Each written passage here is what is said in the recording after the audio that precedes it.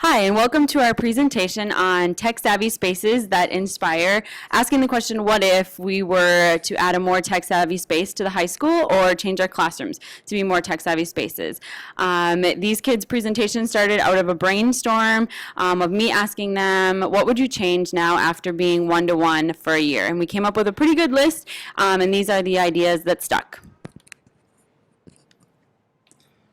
First off, we'd like to thank you. We know that some of the things that are in this presentation will not be possible, or they may not seem possible, but we're still happy that you would give us the time and consideration for it. We put out a survey, and it came to about half of the students that end up doing it.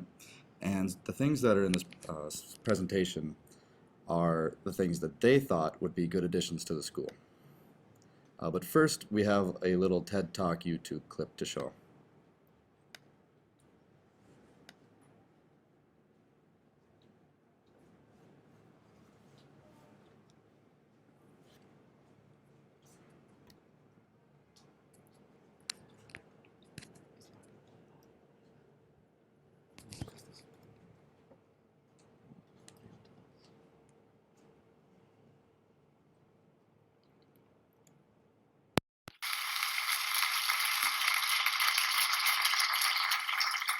There's an elephant in our classrooms. His name is myopia. He's a stickler for the rules and for tradition. I am a disruptive thinker, a change maker, an elephant spotter, and sometimes an elephant mover. Just for the fun of it, could I get people to give a show of hands who does not like change? Is there anyone here who does not like change? Oh, I see some. There's a few. Yes, be honest. Please be honest. It's good therapy for you. Now, who of you, keep your hands up, who of you do not have a smartphone? Okay. Oh, okay, we've still got a few. Who do not have a PC? Who do not have any form of technology? I still see one hand. Okay, go on. Because you know what? We all love change. We love change and we hate change. I am an advocate of such. I love change and I hate change. Change must be about bringing benefits. And if it does, we love change. There's something more that I hate though, apart from change. And that is when you can see that change must occur and it doesn't. When you can see all the evidence to say that we should do something different and yet we don't. That frustrates me no end as a person who loves change.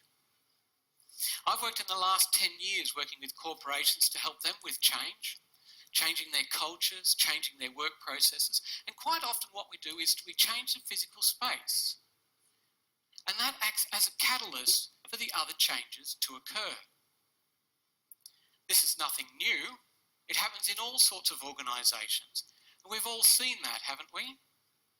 Companies spend thousands and thousands of dollars per staff member to set up a dynamic, wonderful place in which you can work. And here's the thing, they don't do it because they love you. I'm really sorry they don't. They do it because it helps you align with their goals. It helps you align with the vision that they have. It improves productivity and it improves the bottom line of the organisations. Space is very important to us in terms of how we think, how we connect to things. And we do this all day, every day in the society we live in. We see that in our homes, in the coffee shops we prefer to go to, in the parks that we prefer to play in. Walk into a classroom and you don't see that. It's like either it's not important or it doesn't matter. But it does matter to the children. You put them in a boring space, a dreary space, and often an unhealthy space, and it's more difficult for them to engage. Put them in a lively space, and they can naturally engage. Children have an intrinsic desire to learn if you just put them in the place where that can occur.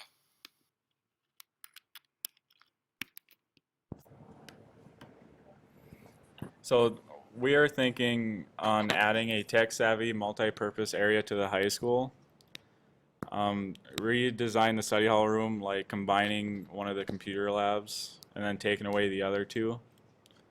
Add the amenities that the high school students believe would use as indicated by our survey results, like charging stations, printers, etc. Here's what we asked, what grade are you in? Which is really important because as you move up in grades, you use more technology for homework and whatnot. How often do you go to the library? Most of the students said rarely, and if they do go, it's just for printing. It's not for like studying or taking out books. Do the classroom spaces at Roseau High School motivate and inspire you as a student? No, not really, and yes. I mean, the walls are white and all, but that doesn't really inspire me as what painting could do. If you could change anything about the classrooms at RHS, what would you do? I'd say add outlets in the wall so students could charge their devices if they need to. Say if they forget to charge their devices at home, they could charge it first hour in the morning. If Roseau High School had a tech-savvy study hall and student lounge, what features would you use? Use printers for like a printing room and a snack bar. If you want something to snack on before school, have something to snack on then. So talking about the library and how nobody uses it, what a good idea would be is to change how the old library looks right now and change it into something like this picture right here. A more modern looking and more fun looking library. I guarantee a lot more students would go down there if it was more modernized.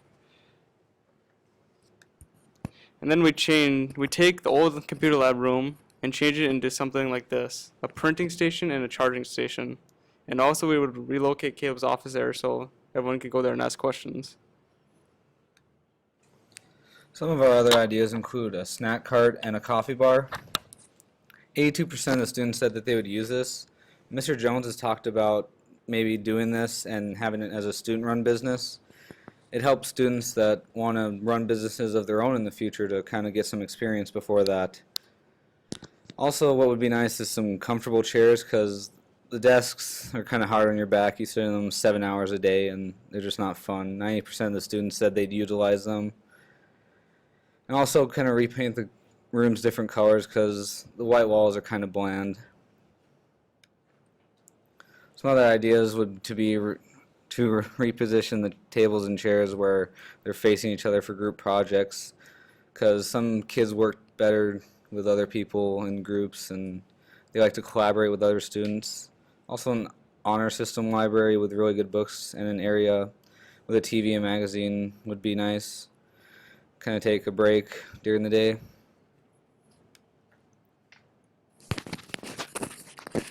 The second thing that kids said they would like to see was some changes to our classrooms, and the biggest vote was to add chairs or tables or desks, something that would make them more comfortable for students that are spending all day long there.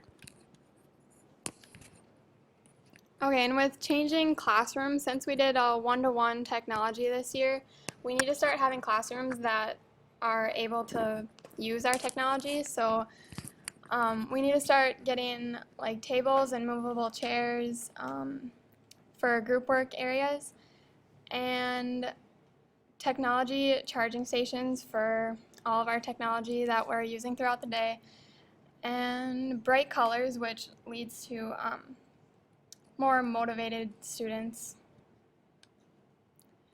And classroom, students have 3 different places that they can get assignments this year, and we need to switch over to classroom because it's the most like colorful, as I said, motivates students. Moodles is kind of hard to maneuver around all there, and students just need like one place to go to for assignments. And then the MacBooks and Dells. The teachers have Dells, and since all the students have MacBooks, I think that the teachers should also, because then it just makes it easier on all of us. And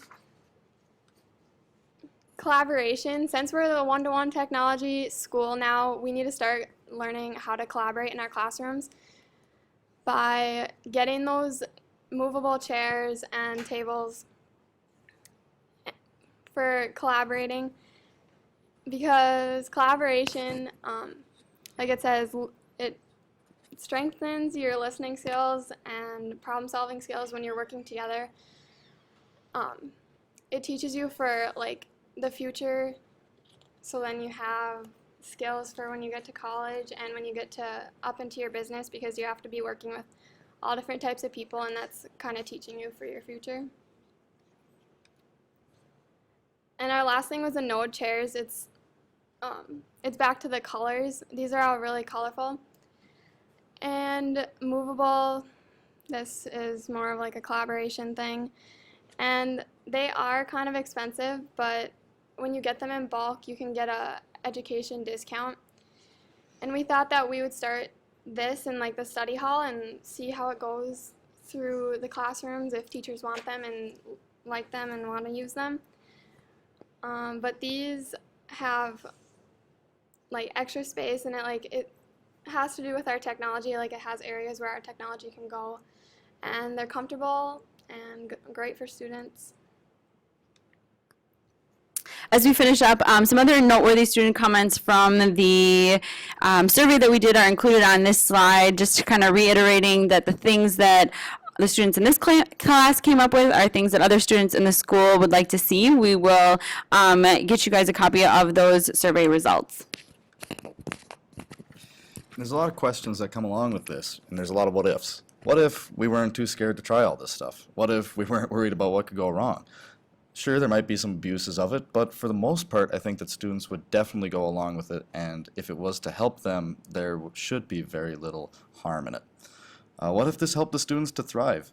And kids really take to technology very well nowadays, and a lot of our curriculum is still fairly unmodernized. We haven't quite caught up to our MacBooks yet.